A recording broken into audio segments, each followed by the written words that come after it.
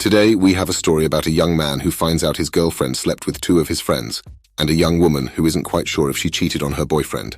Let's get into it. I met my girlfriend Anna during my last year of college. She was 21, I was 24, and we dated for almost 3 years. It all started back in 2017 when she shared a post on Instagram saying that she needed a ride to a festival outside of town. I was going to this festival with my crew, and since I knew her from school, I told her to join us.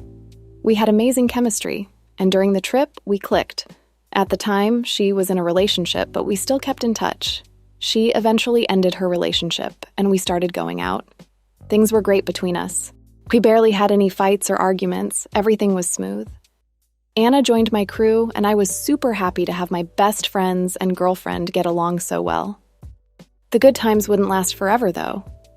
The first red flag was when she told me that she cheated on her ex-boyfriend with his best friend. But I just thought, damn, I guess it can happen. There was another time when the crew was partying and I got super drunk, so I stayed home and told Anna to go out with them. When they got back, I was awake, and I remember Anna and my best friend looking into each other's eyes. It was weird. I felt a hole in my stomach, but we continued dating. We even adopted a puppy. Everything was fine. I graduated from civil engineering in 2018, and then I went on a trip with my family to Hawaii. After that, we stayed in Atlanta for a few months, which is when our relationship started to fall apart, and Anna started posting Instagram stories with my best friend. I was supposed to stay in Atlanta for a while, but I couldn't live without her, so I went back. At first, things were a bit weird between us, but we managed to get our relationship back on track. We were together for a year until one day she ended up in the hospital.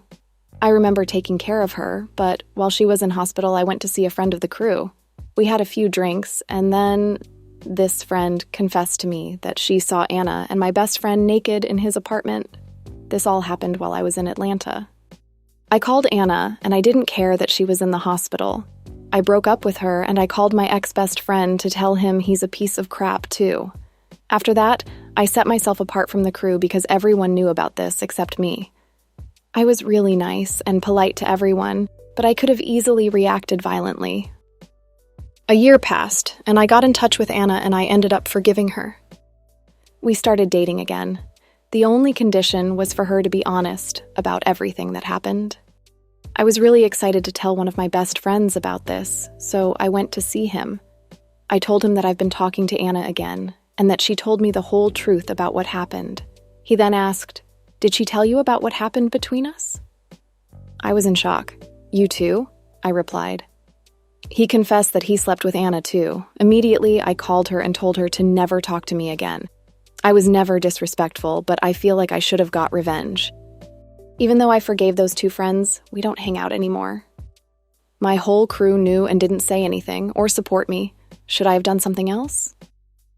That's a lot to take in. OP was betrayed by just about everyone in his circle. Having two of your friends sleep with your partner and then act like nothing happened is disgusting. And for OP's partner to put him in a situation like that to begin with shows an utter lack of respect. I'll say this though. OP taking her back after what happened was quite silly. The disrespect was off the charts. I can't imagine the kind of hell someone like this could put you through in the future. Would OP ever have found out about what went on if it wasn't for the friend he had drinks with? Whenever you have a gut feeling about something in your relationship, it's in your best interest to follow the crumbs to wherever they lead. Let's see if anyone in the comments shared any valuable thoughts. Full Construction says, "Wow. First of all, I want to say how sorry I am to hear that this happened to you. Sadly, it happens more often than any of us would like to believe. Your friends probably didn't want to hurt you or betray their other friend. Sometimes people like to stay neutral because they figure that they don't have a dog in the fight. No one wants to be the snitch, so move on from that. Out of the gate, I'd say that this girl likes attention. It sounds like she might have issues, big issues. As a woman, I know that you don't break the girl code. You don't mess with a guy who's in your friend group. Period. They both sound like crappy friends, but if you're not hanging out with them anymore, you probably agree. I don't advise getting revenge. There's a higher power that handles that for us, and life's hard enough. What comes around, goes around, and I promise you, it comes around hard. If they're wise, your friends will learn from this too. I don't think you've heard the last from her. She has some growing up to do and needs to work on her self-esteem without getting it through sexual validation. She must feel cheap, insecure, and likely regrets what she did to you, so watch out. Even if you still care for her, keep her out of your life. It will be revenge enough when she wants to see you again, and you kindly refuse. It sounds like she had bad traits that you didn't want any part of. Move on. There's no revenge better than finding the one true love who was meant for you. Focus on what God has waiting for you. He's put her out of your life for a reason. Carry on. Be blessed, my friend. KRK7 says, I'm really sorry you went through this. Bless your heart. It's hard enough to trust people as it is, and they all took your trust and hurt you. You deserve so much better than this, and I really hope you find it. Yeah, she deserves to know the pain you went through, and honestly, I hope she goes through it herself and misses you, but you should go find someone who's actually not a piece of crap. Defiant Ad says, just move on. I had something similar happen to me. The path I took was, while my ex-fiancé was with me, I had sex with her best friend in a different room while she slept. It didn't really accomplish anything, though. Ultimately, OP shouldn't look back. He should move forwards and find someone who won't do him dirty like this. I noticed a few of the comments talking about karma and how OP's ex will eventually get what's coming to her. If only such a thing existed. I started dating my boyfriend about 1.5 years ago. He's 35 and I'm 28. For a little while after we started dating, I had some more than just friends feelings for an old friend, a friend I knew long before I met my partner. During the start of our relationship, maybe within the first few weeks of dating and getting to know each other, I was calling this old friend almost every day. For the purpose of this story, let's just call this friend Daniel. I called him Cutie Pie and put heart emojis in my text messages to him. I sent him goodnight kisses via Messenger and told him that he looked cute in the pictures he sent me. I was texting with Daniel almost every day and pretended to be in a relationship with him in the way I'd talk and act with him. I mean, this is what I've always done with him. I wanted to date Daniel for years, but he never wanted to date me. I wanted to, and even thought about seeing him in person when I went home for 2 months during the summer break. I just wanted to spend the day alone with him. I lied to my boyfriend about the way I talked to Daniel, and I lied about how long ago it had been since I had feelings for him. I told my boyfriend that I haven't had feelings for Daniel since high school, which was 10 years ago. I hid everything from my boyfriend, and he'd asked me about Daniel a few times. I kept telling him that Daniel's like a brother to me, and that nothing's going on. I even got angry at my boyfriend for asking me so many questions because he should have trusted me. I knew it wasn't right at the time, hence the lies, I guess. I hid all this because I didn't know how to tell my boyfriend in a way that would look good. I knew it had to stop at some point, but I didn't stop because I was having so much fun with Daniel, and honestly, I didn't think it was that bad. This went on for the first 9 months of our relationship. It wasn't until my boyfriend kind of found out about it that I came clean. My boyfriend made me remove Daniel from my life and block him on everything because of all the lies I told him and what I did.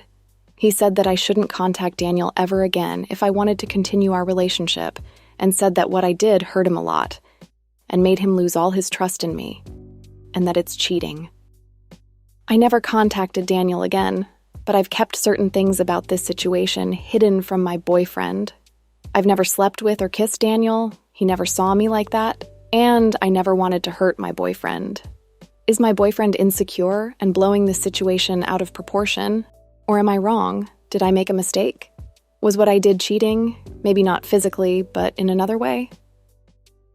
At 28 years old, OP should know better. What she did was 100% cheating, and from how things were described by OP, it seems like the only reason she didn't physically cheat on her boyfriend was because Daniel's not interested.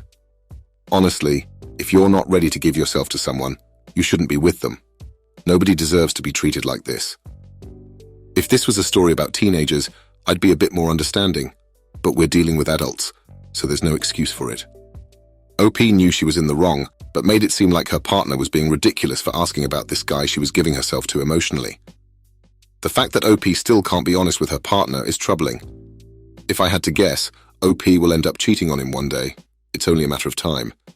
Anyway, let's see if anyone in the comments had anything constructive to say. T-Mink says, you had an emotional affair. Stop trying to get attention by discussing issues about your boyfriend with anyone but him, especially with someone you had a crush on. You know it too because you said so in the post.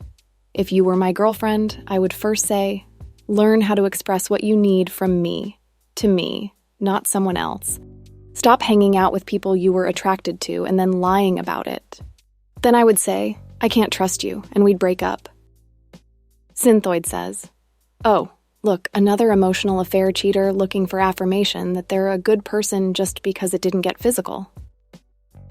Calm Champion says, you did hurt him. He's not insecure. If this is the definition of insecure, who do you think made him that way? You gaslighted that man every day, for a guy who sees you as nothing, not even a friend. Daniel uses you for validation, like a lot of women do to men they don't want. You made your boyfriend feel insecure, was rude when he confronted you, and are still lying to him. We all, including you, know that you cheated, or you at least tried your hardest to, you just didn't accomplish it because you don't look good enough to the guy you were trying it with. Sure, you're not a textbook cheater, but that's because you failed. Surely you have to know that you're not trustworthy at all. I've done the work says, you were cheating by stealing emotional energy and time from your boyfriend and giving it to someone else. Cheating doesn't have to be physical, although you were about to meet up with him to have some one-on-one time. There's a good reason for why people shouldn't hang on to those they have feelings for. It's because contact, of any sort, allows those feelings to still be there, just below the surface, and ready to come back. Yes, omissions are lies. Minimizing, gaslighting, trickling the truth, and stonewalling are all lies.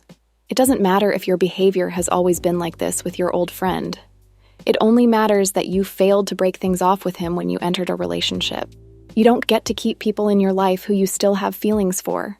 You were kicking up so many red flags of infidelity, but you continued regardless. I doubt anyone can get through to you. You aren't going to accept it. I feel bad for your boyfriend. I don't think I'll ever be able to understand why someone would get into a relationship when they're still hung up on somebody else. This has got to be one of the most selfish things you can do. Whether OP learns from the responses given to her regarding her situation is one thing, but it's clear to me that she's not ready for a serious relationship. I hope you enjoyed today's episode of Coffee and Popcorn, and I can't wait to see you on the next one.